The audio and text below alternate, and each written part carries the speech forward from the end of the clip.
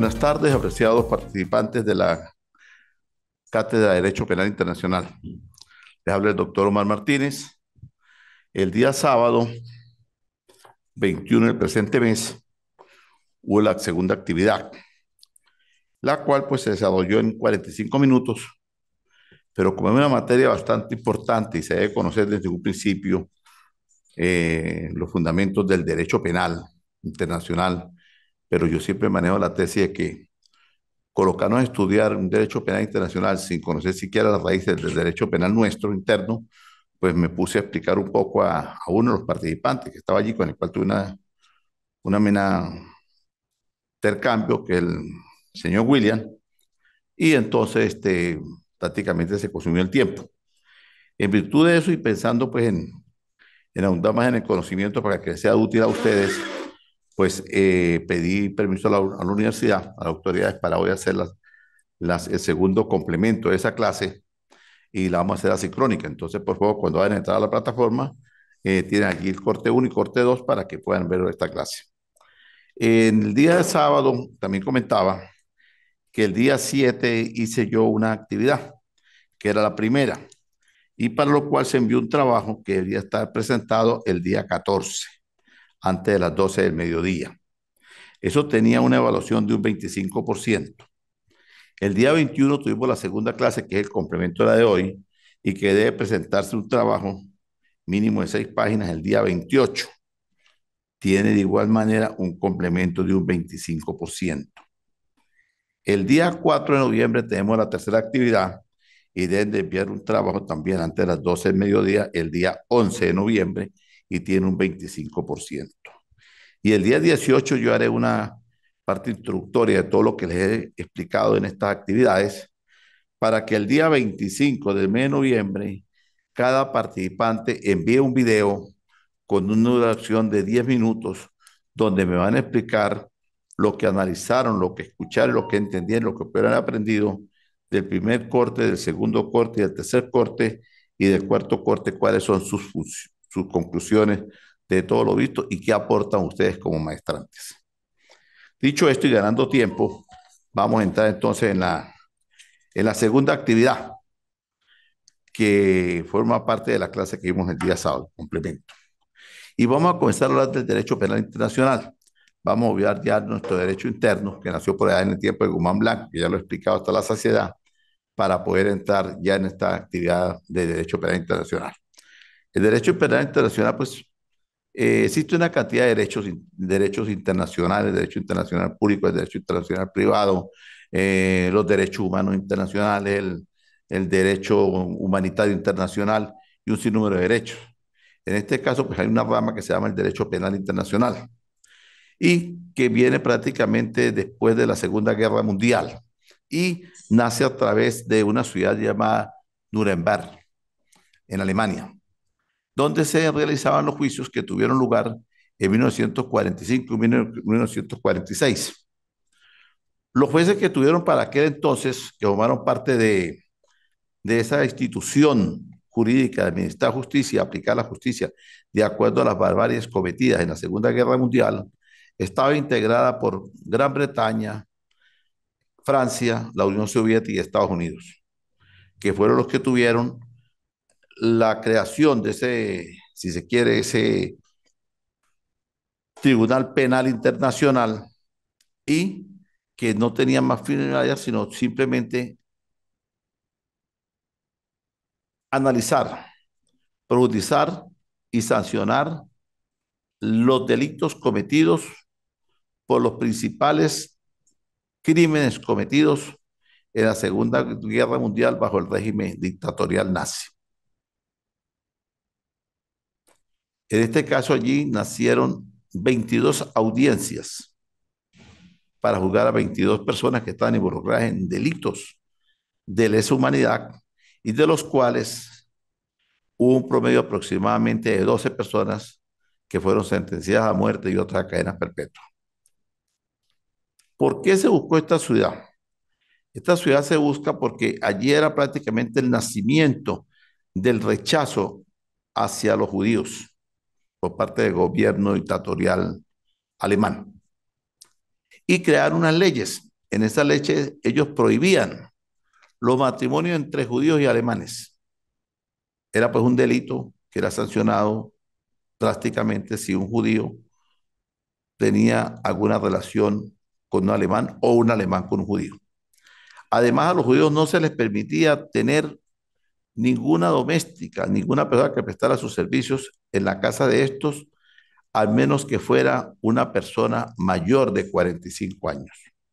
Así de sencillo era. O sea, desde aquel entonces y mucho antes atrás, siempre existía un rechazo hacia la nacionalidad o las personas de origen judío, las cuales pues andaban, si se quiere, habían muchas en Polonia, en, en algunos países que fueron tocados con la guerra mundial, Segunda Guerra Mundial, perdón, y que la finalidad era destruir a cuantos judíos existiera y por eso se vio la invasión de tantos países por parte del gobierno nazi hasta que posteriormente se pusieron de acuerdo una cantidad de países y hicieron frente a aquella barbarie y trajo como consecuencia la finalización de la Segunda Guerra Mundial y la creación de este Tribunal Internacional. ¿Cuánto tiempo duraron las leyes de Nuremberg? Los juicios empezaron el 20 de noviembre de 1945 y finalizaron el 1 de octubre de 1946. En ese lapso prácticamente un año, allí se contemplaron una cantidad de juicios que era únicamente, y repito, era sancionar a los nazis involucrados de alto mando militar y bajo mando militar, involucrados en los delitos de barbarie cometidos en la Segunda Guerra Mundial, que se denominaron aquellos famosos genocidios en contra de la población judía. ¿Cuál era el fundamento específico de esta situación? Sostiene, sostiene y creemos que lo hacemos con fundamento y que los acusados no quedan eximidos de responsabilidad por acciones que serían criminales y los cuales deben ser sancionados de acuerdo al ordenamiento jurídico vigente para ese momento. Ese era el fundamento. Sancionar a toda persona acusada y comprobada de haber sido responsable de hechos y acciones criminales y que no puedan quedar eximidos, exceptos de ser sancionados y ser culpados de los delitos cometidos. Por eso allí, vuelvo y repito, muchos fueron condenados a la pena de muerte.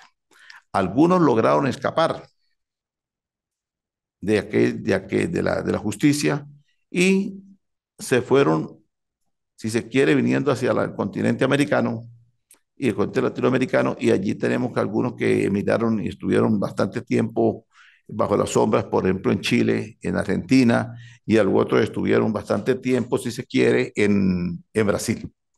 Ejemplo, tenemos que la última persona perteneciente a este grupo de genocidas y de exterminios humanos por parte del gobierno nazi contra los judíos, pues se encontró hace aproximadamente un año y medio, una persona ya bastante edad avanzada, y fue extraditado hacia Alemania, donde purga una condena por los delitos cometidos. En este caso fueron también sancionados los jefes de las Fuerzas Armadas, el ministro del Interior y personas de renombre de aquel entonces. Tenemos el caso de Wilmer Fritz, ministro del Interior, y Kattenbruck, jefe de las fuerzas alemanas, quienes fueron juzgados en los juicios de Nuremberg. ¿Quiénes fueron juzgados? Hitler, Himmler, Höbler y otros altos mandos nazis. No pudieron ser juzgados, estos no fueron juzgados ni Hitler, ni Himmler, ni Höbler, no fueron juzgados porque se suicidaron supuestamente al final de la Segunda Guerra Mundial. Sin embargo, otros 22 líderes nazis, como dije inicialmente, sí fueron juzgados y de los cuales 12 fueron sancionados, fueron condenados, perdón, a la pena de muerte en la horca y otros pues fueron condenados a cadenas perpetuas. Para dejar los juicios tuvieron lugar desde 1945 a 1946 y se eligió a Nuremberg en Alemania. Los jueces de las potencias, bueno y repito, fueron Gran Bretaña, Francia, Unión Soviética y Estados Unidos, quienes presidieron las audiencias donde se tenía que demostrar la culpabilidad de estas personas, pero independientemente de los delitos atroces que habían cometido, se les permitió un juicio justo y transparente que se demostró su culpabilidad. Entonces, fíjate lo siguiente, esto tiene como cotación algo que nos llama la atención. Toda acción dictatorial, toda violación de los derechos humanos trae como consecuencia una sanción.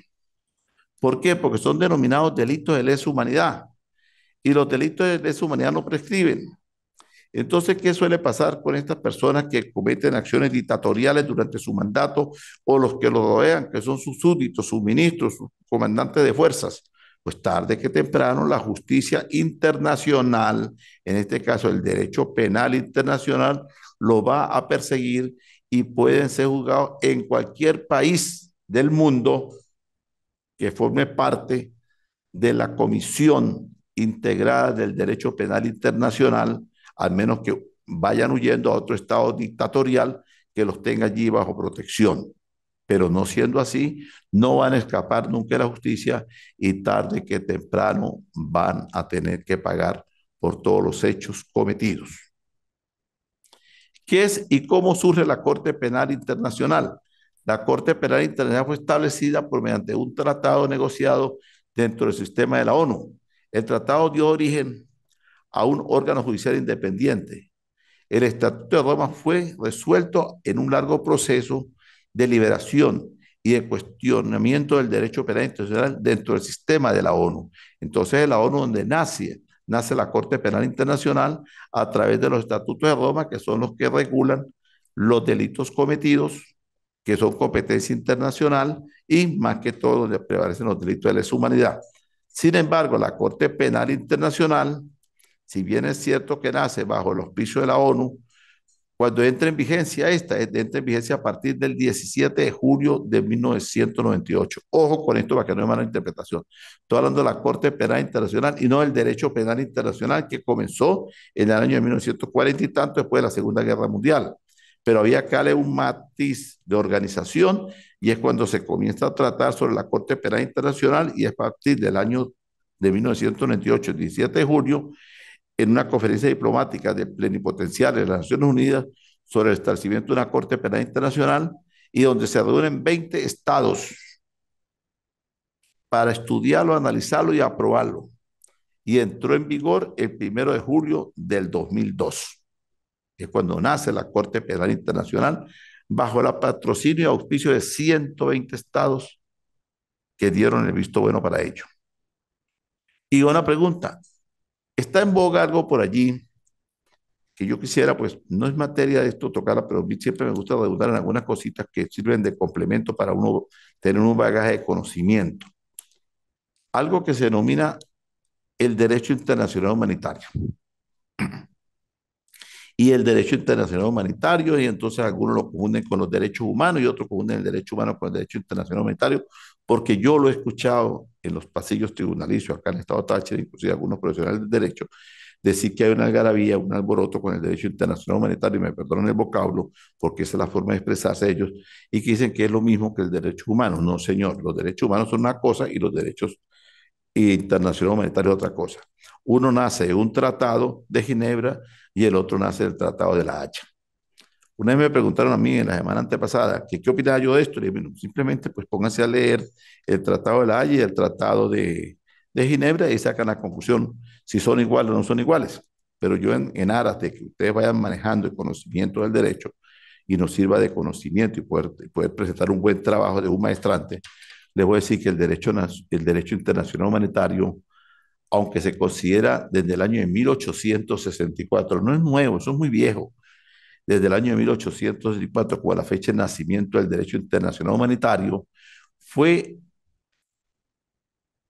a través del primer convenio de Ginebra. Es evidente que las disposiciones de este derecho ya existían a nivel constitucionario mucho antes. ¿Y quiénes fueron los creadores de este derecho internacional? Fueron dos hombres que se desempeñaron un papel esencial en su creación y que se llamaron Henri Dubac y Henri Dufault. Fueron los que establecieron el derecho internacional humanitario. ¿Y de qué se trata el derecho internacional humanitario? Pues muy sencillo, el derecho internacional humanitario es el que vela cuando hay civiles dentro de conflictos bélicos. y tiene una cantidad de normativas y una cantidad de estatutos que deben de cumplirse y una cantidad de respeto que solamente busca es respetar los derechos humanos de cada persona. E inclusive hay aquel derecho que se llama el derecho del enemigo, que también vela por los prisioneros de guerra, pero el derecho internacional humanitario vela por los civiles que están involucrados dentro de conflictos. Y el derecho de derechos humanos vela por los derechos humanos, valga la redundancia, de toda persona existente en el planeta Tierra y que le tengan garantizados los mismos. Habría que preguntar, ¿se le garantizan o no se le garantizan? ¿Se le cumplen o no se le cumplen? ¿Se le respetan o no se le respetan? Eso está establecido a través de la norma constitucional de cada Estado y está regulado por la Corte, por la Constitución Internacional que regula los tratados internacionales. El derecho internacional, como su nombre lo establece, es muy profundo y hay que analizarlo parte por parte, pero ahorita estamos hablando de derecho penal internacional. ¿Cómo se crea la Corte Internacional de Justicia? Que es muy diferente a los derechos humanos y al derecho penal. La Corte Internacional de Justicia se crea a partir de 1945 a través de la Carta de las Naciones Unidas y comenzó a funcionar en 1946, donde son 15 magistrados que son elegidos por una Asamblea Nacional y el Congreso de Seguridad que les da el mandato para que lo cumplan durante 9 años. La Corte Internacional de Justicia, también denominada la Corte Constitucional Internacional de Justicia, nace entonces se comienza a crear a partir de 1946 y entra en vigencia a partir de 1940, perdón, comienza a estudiarse a partir de 1945 y entra en vigencia a partir de 1946. Nació y está su sede en San Francisco, California, de Estados Unidos de Norteamérica. ¿Y cuál es el objetivo de esta otra cosa? ¿Cuál es el objetivo de la Corte Penal Internacional? Al saliéndonos ya de la Corte Internacional Constitucional de Justicia. La Corte Penal Internacional investiga, procesa y en última instancia condena a personas por los crímenes internacionales más graves, como son los delitos de genocidio y todos los contemplados como delitos de lesa humanidad. Así de sencillo. Persigue. Por eso repito lo que dije inicialmente. Toda persona que ejerce una función gubernamental junto con su tren ejecutivo, hablando ministros, asistentes o miembros de las Fuerzas Armadas, y que desvíe su posición democrática y caiga en una posición dictatorial de violación de derechos humanos, son considerados delitos de lesa humanidad y pueden ser perseguidos por la Corte Penal Internacional, vayan donde vayan y van tarde que te van a ser sancionados. Así de sencillo es. Son delitos que hay que pagar y que no prescriben nunca. Ahora, vamos a los derechos humanos. ¿Cuándo nacen los derechos humanos? También fue adoptado a través de las Naciones Unidas, que acabó de establecer el 10 de diciembre de 1948 la creación de la Comisión de Derechos Humanos como una respuesta a los actos de barbarie y ultraje cometidos contra la humanidad durante la Segunda Guerra Mundial. La Segunda Guerra Mundial hace el nacimiento de la Comisión de Derechos Humanos, para el 1948, el 10 de diciembre, y nace también la Naciones Unidas, la Congregación de las Naciones Unidas, que buscaron que crear el desarrollo de la zona, ayudar a una cantidad de países que a partir de este conflicto bélico que se vio muy frustrados, destruidos, aplastados, y entonces se creó la Comisión de Países Europeos, nació la Comunidad Europea, y la Comunidad Europea comenzó desde aquel momento a luchar para lograr el desarrollo de todos estos países que fueron golpeados por el conflicto bélico de la Segunda Guerra Mundial, por la destrucción dictatorial que manejó Hitler y que trajo como un holocausto. Y que algunos gobernantes hoy en día, a través de la situación esta que se vive en Palestina e Israel, están tratando esto como un genocidio, cuando desconocen, ojo bien, desconocen primero las raíces del nacimiento de estos conflictos y cuál es el conflicto que existe, si es entre palestinos israelíes o israelíes palestinos, o es un grupo terrorista que tomó posesión de un territorio, el cual también lo tiene bajo secuestro, porque los palestinos están bajo secuestro de un grupo terrorista llamado Amán, que es los que quieren tener el dominio de todo el pueblo palestino, que no está involucrado en esto, sino es un grupo terrorista.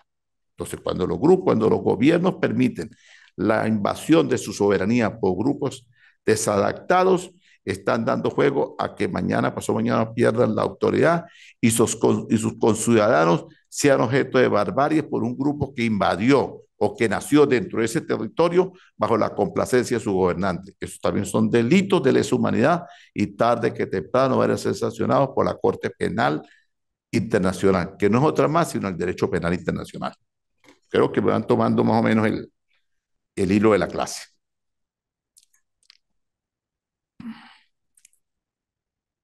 Por eso hay un refrán que dice que ningún experimento debe ser ejecutado cuando exista razones prioris para crear o concurrir a la muerte o el daño grave, excepto quizás en aquellos de experimentos con los cuales los médicos están experimentando como sujetos de investigación, pero esos experimentos son hechos en animales para posteriormente trasladarlos al ser humano.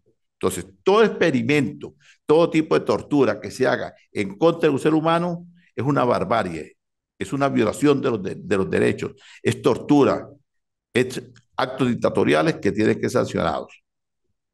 ¿Qué principios se violan con los juicios de Nuremberg?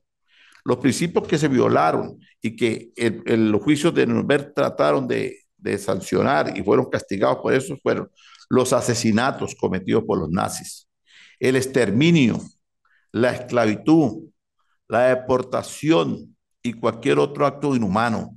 Porque cuando usted saca de su territorio a personas, los expulsa del territorio, los hace huir sin ningún sentido, son delitos de lesa humanidad. Y yo no quiero pues tocar mucha memoria, pero aquí ha sucedido también muchas cosas, más que todas las partes fronterizas.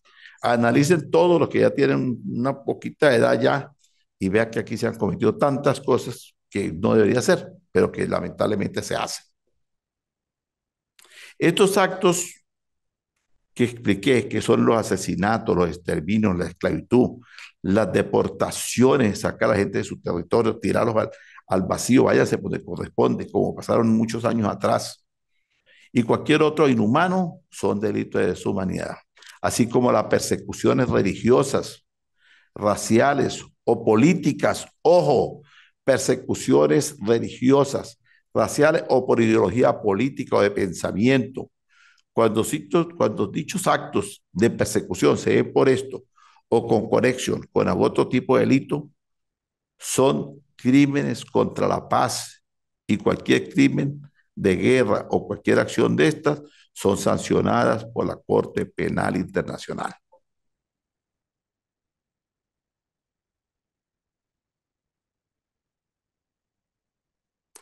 El juicio de Nuremberg, a pesar de que ellos cometieron tantos delitos, se les dio un juicio justo y fue un error concreto de la prevención del genocidio a futuro. Se le hizo un juicio justo, pero fueron sancionados con todo el peso de la ley. ¿Por qué? Porque era crear conciencia evitando genocidios a futuro. Sin embargo, la sociedad, el comportamiento de las sociedades pareciera que aquello pasó a la historia y no le y hicieron caso omiso. Y hoy en día vemos cómo en muchos países se cometen delitos de tortura, de desaparición, violación de los debidos procesos, personas con muchos años detenidas que ni siquiera son objeto de un proceso, y una cantidad de situaciones que solamente se hace por el ego, estar en un poder, sin importar a quién se vea y a quién se le violenta los derechos y normas constitucionales que están allí y que restan dentro de la constitución de cualquier país y que tarde que temprano tendrán que asumir la responsabilidad por toda esta cantidad de cosas que se cometen solamente por las ínfulas del poder. Pero todo poder tiene su fin. Allí viene a acotación aquel famoso disco que dice que nadie es eterno en el mundo, ¿no? Entonces, tarde que temprano, la gente tendrá que pagar por lo que ha hecho y por lo que no ha hecho. Si no ha hecho nada, pues tendrá su gratitud. Y si ha hecho, pues tendrá su sanción. Eso traslado a la familia es igual. Padre que procrea y está pendiente de sus hijos, pues tarde que temprano, cuando llegue una etapa de ancianidad, pues va a recoger los frutos. Padre que no fue padre, pues tarde que temprano tendrá el rechazo y el desprecio de su propia familia. Así de sencillo es.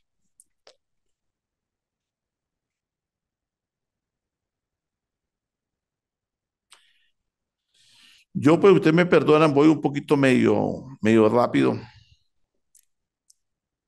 en esto,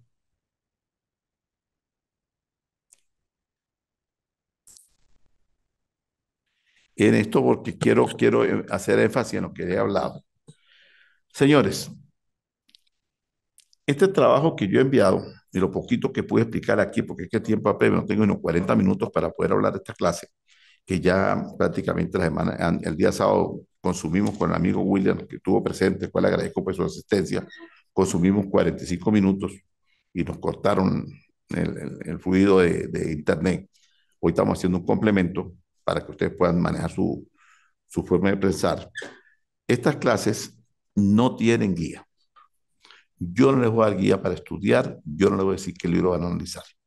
Recuerden ustedes, apreciados participantes, que ustedes son futuros maestrantes.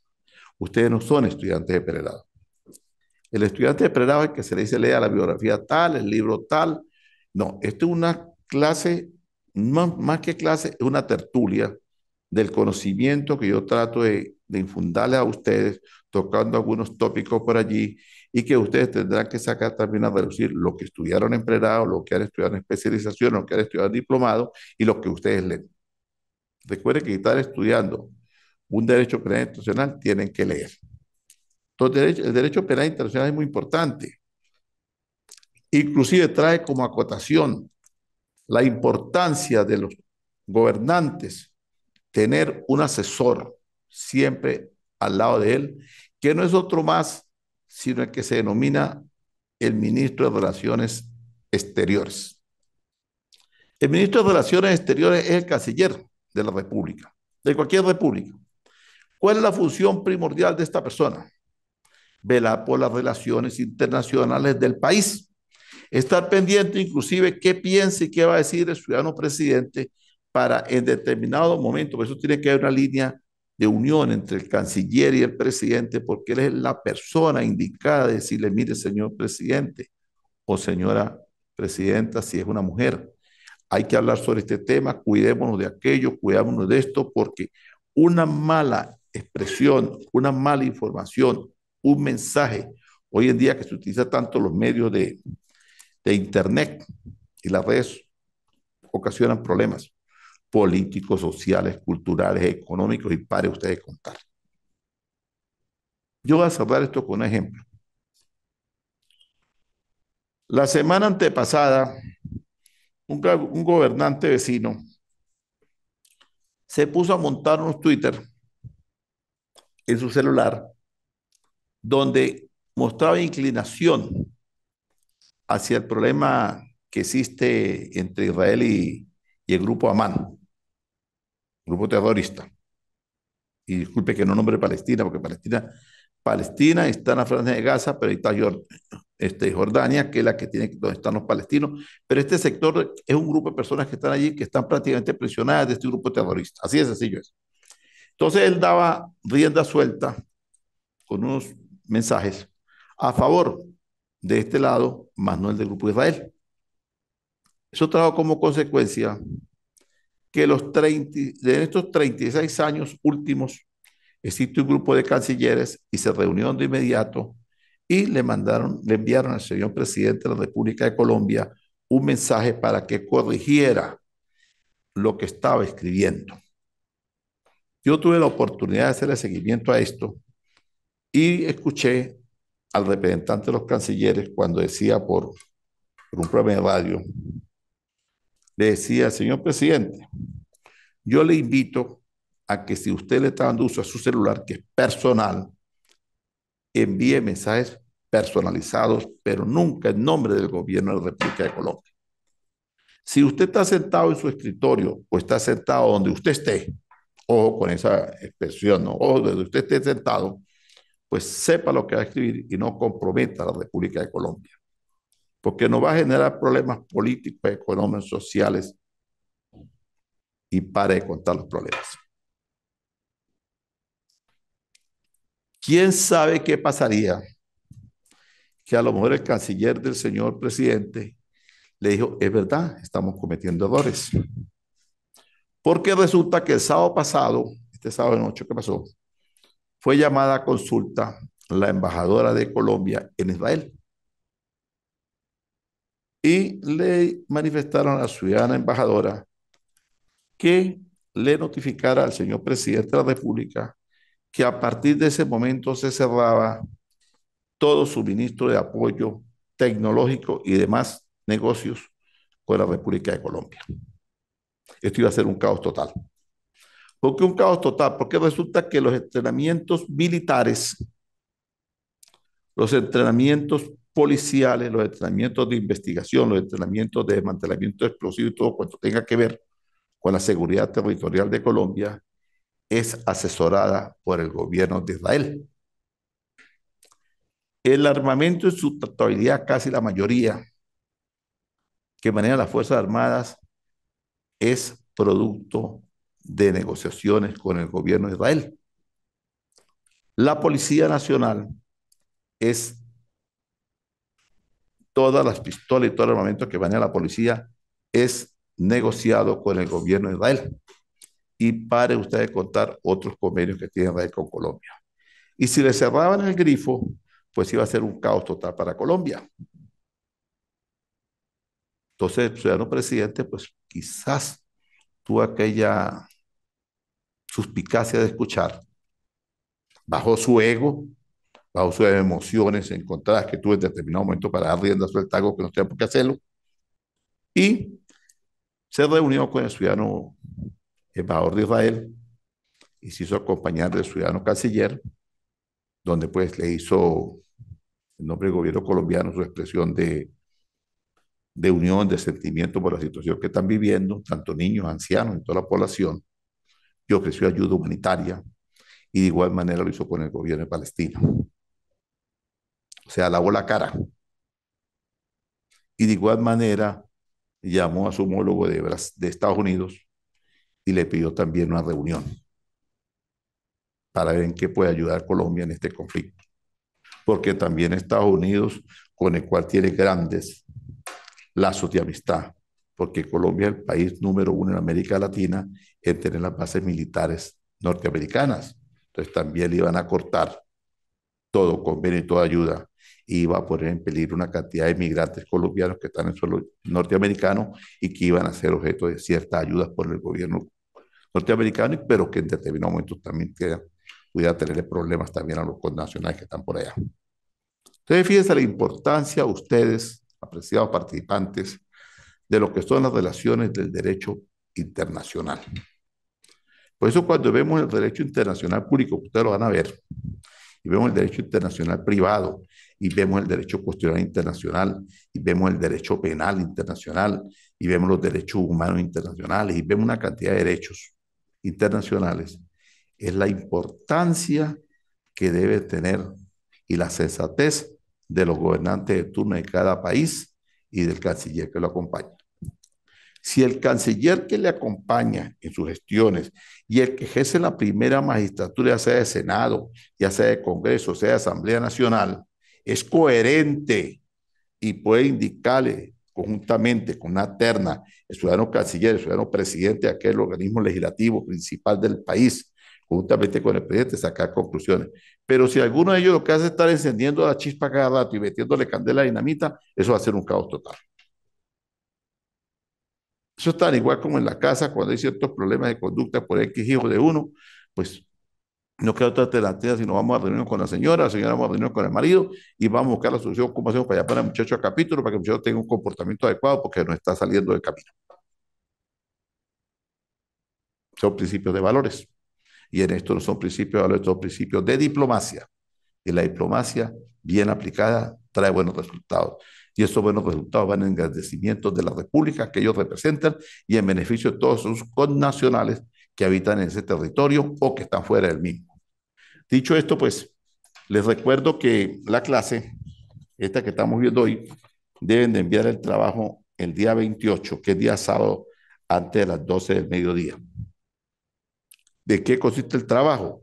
En analizar lo que hemos dicho, lo que he dicho yo, en sacarle los apuntes necesarios, en investigar, profundizar más en el conocimiento de ustedes. Yo solamente doy unos tópicos allí para que ustedes estudien y enviar una hojita de un trajito de 6 hojas, bien fundamentado, presentado por un maestrante con unas conclusiones y así vamos a ir avanzando. Nos vemos en la próxima clase, el 4 de marzo, el 4 de noviembre, si Dios mediante, y pues hoy un inicio de semana les auguro lo mejor. Que la pasen muy bien y mucho éxito en todos sus quehaceres, ya sean profesionales, ya sean caseros, ya sean académicos. Un gran abrazo.